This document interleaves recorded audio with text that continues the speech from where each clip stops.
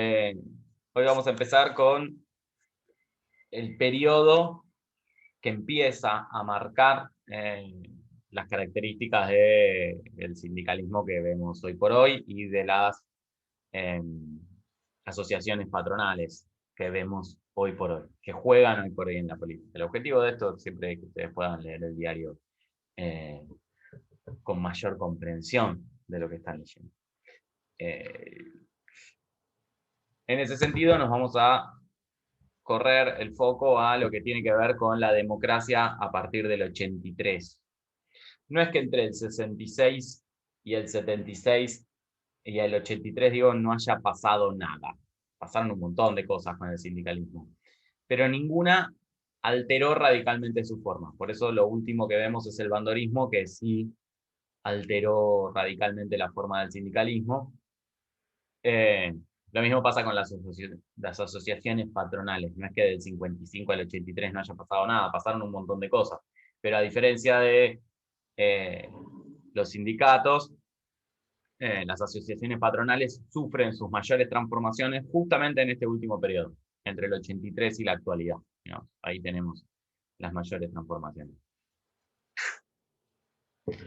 Con lo cual nosotros nos encontramos con un sindicalismo en el 83 que sigue sosteniendo como eje organizativo aquello que se había impuesto durante el peronismo, la organización por rama, y tiene como objetivo la afiliación obligatoria, aunque desde ya, a partir del 55 en adelante, nunca vuelve a ser obligatoria esa afiliación.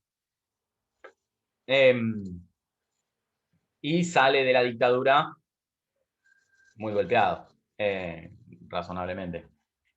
Nosotros vimos, cuando hablamos de derechos humanos, la proporción grande de sindicalistas y trabajadores que habían sido desaparecidos y secuestrados con la intención de disciplinar, y vimos un poco la política económica de la dictadura. Con lo cual aparecemos en un 1983 con un sindicalismo, se le podría decir debilitado, digamos, en términos de afiliación y sobre todo en términos de las conquistas logradas en el último tiempo. Básicamente ninguna. Y de hecho, con grandes retrocesos. Aparece un nombre ahí que quizás escucharon, que es el de Saúl Ubaldini. ¿Lo ubican a Ubaldini? ¿Les suena de nombre? No. Saúl Ubaldini era un dirigente cervecero, que fue de los pocos sindicalistas que tuvo algún tipo de oposición más o menos pública a la dictadura militar. Se armó, obviamente la CGT durante la dictadura militar estaba proscripta, ¿no? Esta parte es lógica. Armaron una central sindical paralela que llamó a algunas movilizaciones, acompañando los reclamos de algunos sectores de derechos humanos, pero realmente la oposición sindical a la dictadura militar fue escasa, por una diversidad de motivos. Uno de los cuales era la represión, otro de los cuales tenía que ver con algunos acuerdos. Justamente nosotros una de las cosas que vimos es los sindicatos a lo largo de todo el periodo entre su nacimiento y el 66, a lo que se acostumbraron mucho y lo que configura un etos en el sindicalismo de la democracia y en el sindicalismo actual, es a relacionarse con el Estado, a tener un diálogo con el Estado. No buscan, a diferencia de sindicatos de otros países o cosas por el estilo, no buscan destruir el Estado, no buscan llevárselo puesto, no buscan la dictadura del proletariado. Los sindicalismos argentinos están muy acostumbrados al diálogo con el Estado, más allá del signo político que tengan, aunque sí se sostiene, sobre todo en el 83, que la enorme mayoría de los sindicalistas y de los sindicatos se siguen reconociendo claramente peronistas. ¿Sí? ¿Hasta acá vamos bien? Bien. Saúl Ubaldini aparece como un nombre importante porque tiene una confrontación con el alfonsinismo. Recordemos, como raconto mínimo, Alfonsín gana las elecciones en el 83, nosotros vimos toda la cuestión de la política de derechos humanos de Alfonsín, el triunfo de Alfonsín en el 83 es un golpe enorme para el imaginario que el peronismo tiene de sí mismo. Piensen que es la primera vez, el año 83, en donde el peronismo se presenta a elecciones y no gana. ¿Sí? Se había presentado en el 45, ganó, se había presentado en el 52, ganó, se había presentado en el 73, ganó. El 83 es la primera vez que el peronismo se presenta a elecciones y no gana. Con lo cual fue un golpe simbólico inmenso. Alfonsín arranca su gobierno, incluso, obviamente el discurso central de Alfonsín tenía que ver con los derechos humanos. Esta parte está clara y no se puede desconocer. Dentro de ese discurso, en función de los derechos humanos, empieza a discutir y empieza a llevarse realmente muy mal con los sindicatos. De hecho, él denuncia que en la dictadura hubo un pacto militar sindical. O sea, unifica a los sindicatos con la complicidad por la dictadura. Saúl Ubaldini va a ser quien lidere desde los sindicatos la oposición al alfonsinismo. Alguna vez hablamos, o yo mencioné, que el gremio de donde provenía el secretario general de la CGT normalmente hablaba mucho sobre la producción o la estructura productiva del país. Dijimos, de hecho, que durante el peronismo y hasta el 66, y después eso se reproduce hasta el 76, el sindicato más fuerte, los secretarios generales de la CGT o quienes controlaban la CGT eran de la UOM, de la metalúrgica. O sea, hablaba de una estructura productiva industrial. Saúl Ubaldini en ese sentido era cervecero. O sea, estamos hablando de un gremio mucho más de producción liviana, de producción ligada al consumo, mucho más precario en términos de estructura productiva, también marcando un momento determinado. La discusión de Alfonsín con la CGT nos ha dejado anécdotas marcadas en la historia. Quizás alguno habrá escuchado a sus padres o abuelos hablar sobre la frase que dijo Alfonsín en un pacto: a vos no te va tan mal, gordito. ¿Lo ubican? No. Bueno, para demostrar la relación que tenía Alfonsín con los sindicatos, en un acto en la Patagonia, en un lugar que va a ser importante en el futuro, que es Cutralcó y Plaza Winkul, en Neuquén. Estaba haciendo un acto por el centenario de la fundación, no me acuerdo bien qué, y se había congregado, el gobierno de Neuquén era opositor, era del MPN, y además se habían congregado sindicalistas en ese acto para reclamarle al presidente por la situación económica, que era mala. Uno de esos sindicalistas grita un "tenemos hambre". Alfonsín, que está hablando sobre la importancia de la Patagonia y el federalismo del gobierno, interrumpe el discurso para mirarlo al sindicalista, que era un hombre grande, con un bombo, y le dice: a vos no te va tan mal, gordito.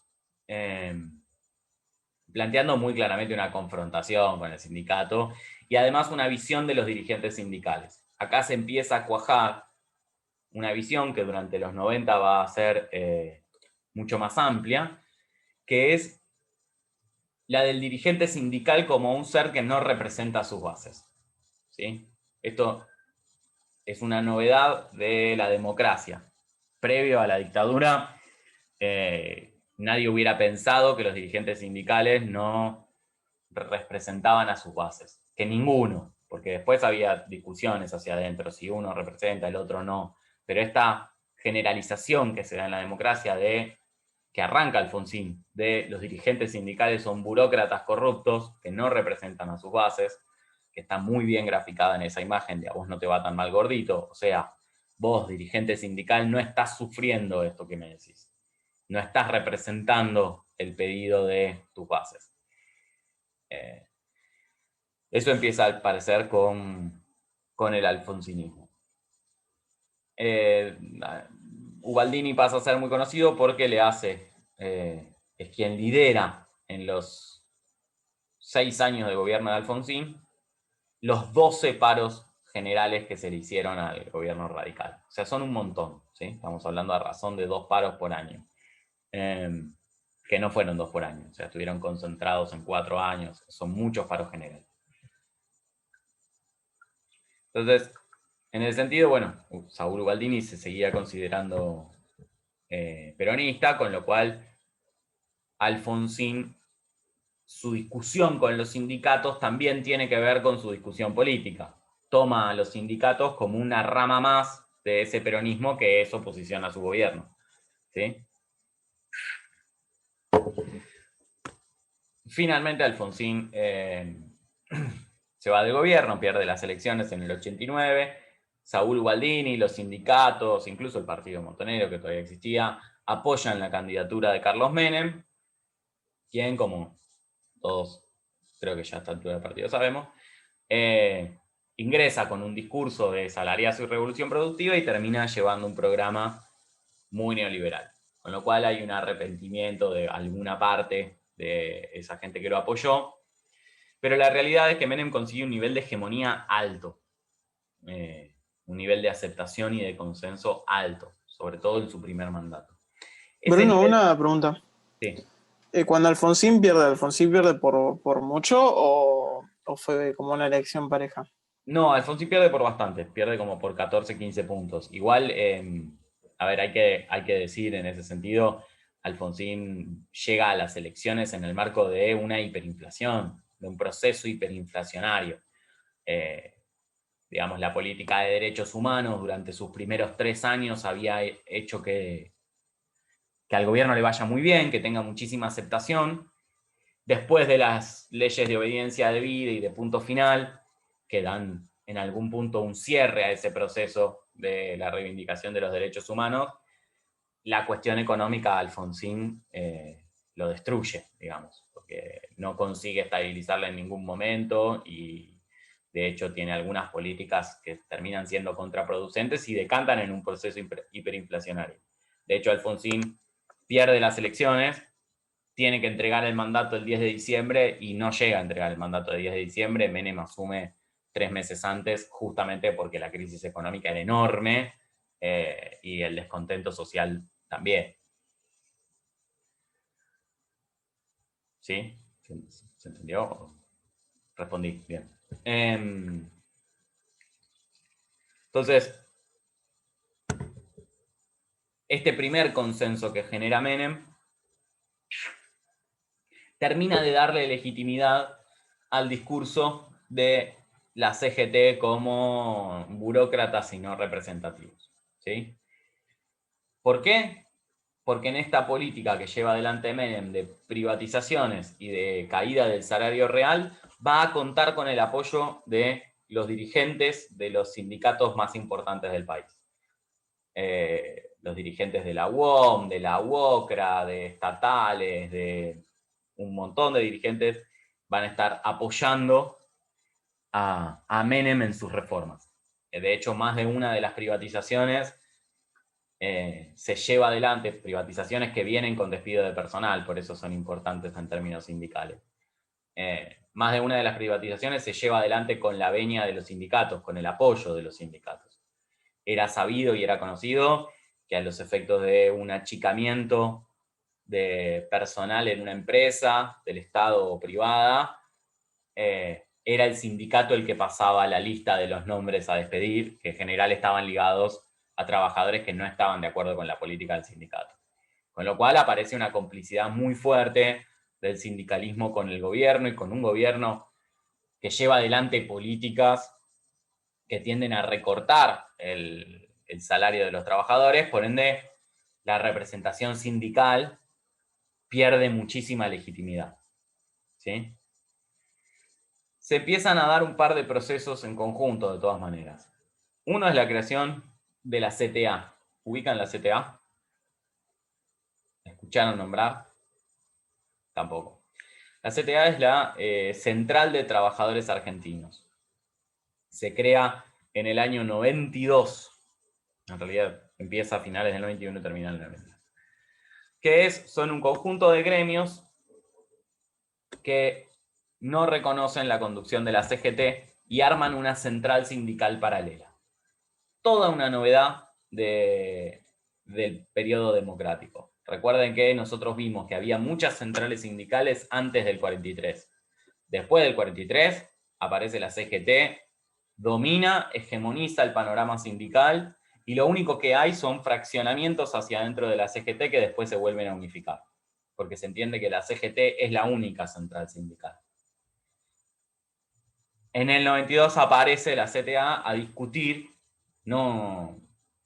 aparece a discutir la representación sindical porque no abre una rama interna dentro de la CGT, sino que arma una central paralela. Los gremios que básicamente funcionaron para sostener esta CTA fueron ATE, que es la Asociación de Trabajadores del Estado, y CETERA, la Confederación de Trabajadores de la Educación de la República Argentina, o sea, docentes y estatales.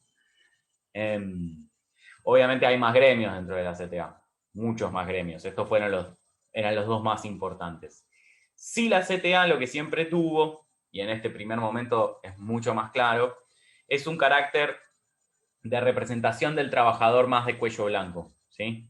O sea, piensen que el docente, el estatal, son trabajadores de oficina, trabajadores que tienden a ejercer su rol laboral mucho más con, como se define vulgarmente, con la cabeza que con las manos, ¿sí? Un tornero, un albañil, un metalúrgico, su fuerza de trabajo está básicamente en lo que pueden hacer físicamente.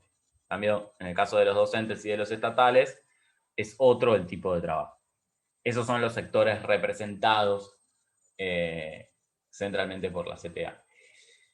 Ahí aparece un problema, que es la ley que se sanciona durante el alfonsinismo sobre la representación sindical, sobre cómo deben ser, que se sanciona, de hecho, en acuerdo con Ubaldini, plantea que para que un sindicato sea reconocido como tal, el Estado le tiene que dar la personería jurídica sindical. O sea, el Estado lo tiene que reconocer como sindicato. Que el Estado te reconozca como sindicato tiene un montón de ventajas. Por un lado, en el momento en que hay que discutir salarios, el Estado llama al sindicato que reconoce para discutir los salarios. Esta parte es lógica. Pero además, tiene ventajas materiales. Porque, por ejemplo, ¿alguno de sus padres o madres tiene recibo de sueldo que ustedes hayan visto?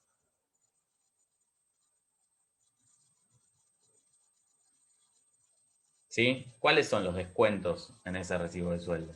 Tienen que tiene el monto, después te descuentan una cantidad de rubros. ¿Tienen idea de cuáles son?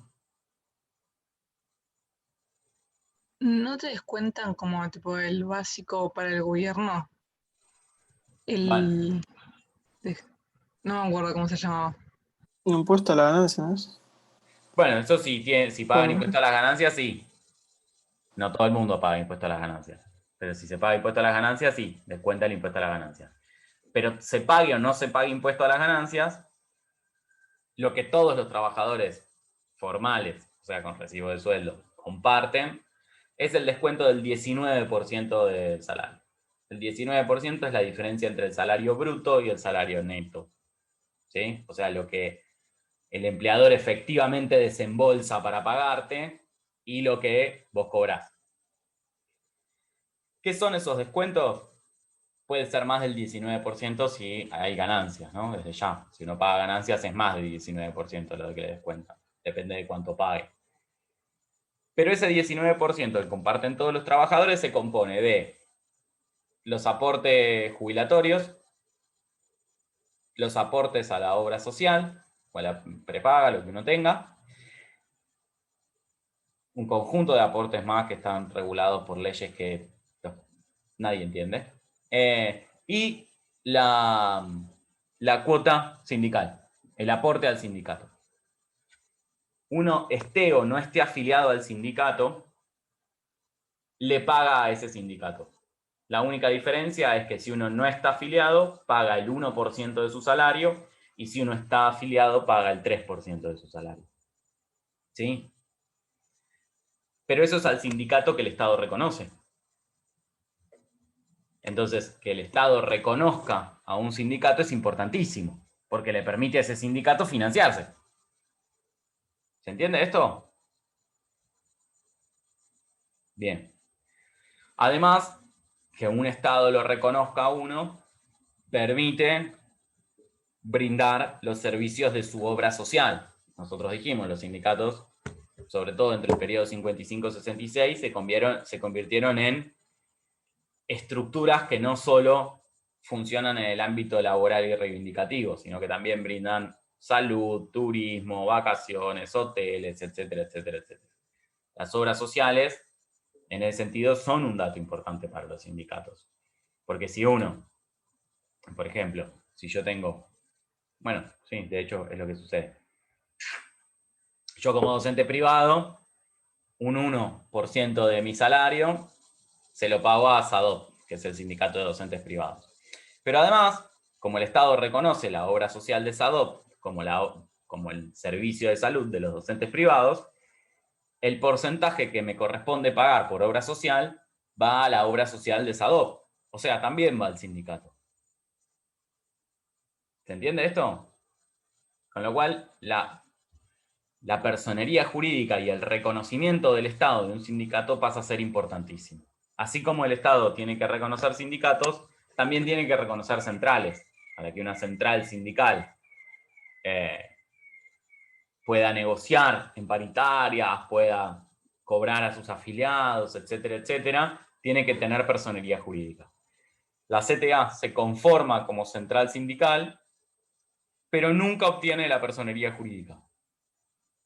Con lo cual es una central sindical que, si bien es representativa, no tiene carácter legal. Cada vez que ustedes vean que se sienta, porque hoy sucede, que se sienta a la CTA en una mesa de paritarias nacional, eso lo que está mostrando es cómo el Estado reconoce la representatividad de una central a pesar de no reconocerla legalmente. ¿Sí? ¿Qué implica eso? Que el Estado entiende que tengo que conseguir que esta gente esté de acuerdo para que no haya paros. Pero en realidad yo a esta gente no la reconozco como una central. ¿Se entiende esto? Hay como una informalidad ahí importante.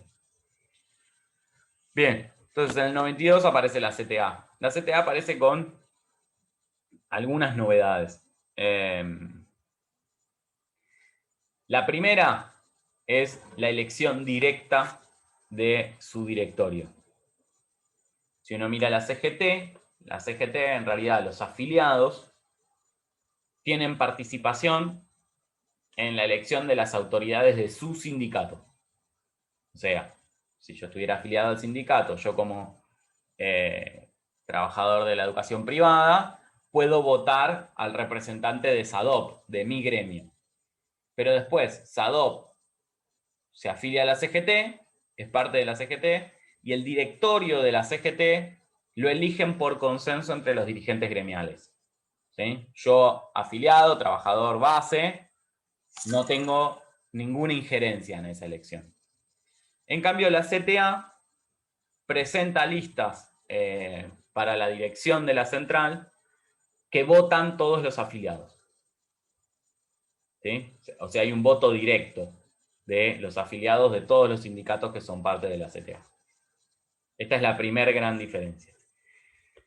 Y la segunda gran diferencia es que la CTA da cuenta de un proceso que después va a ser muy importante.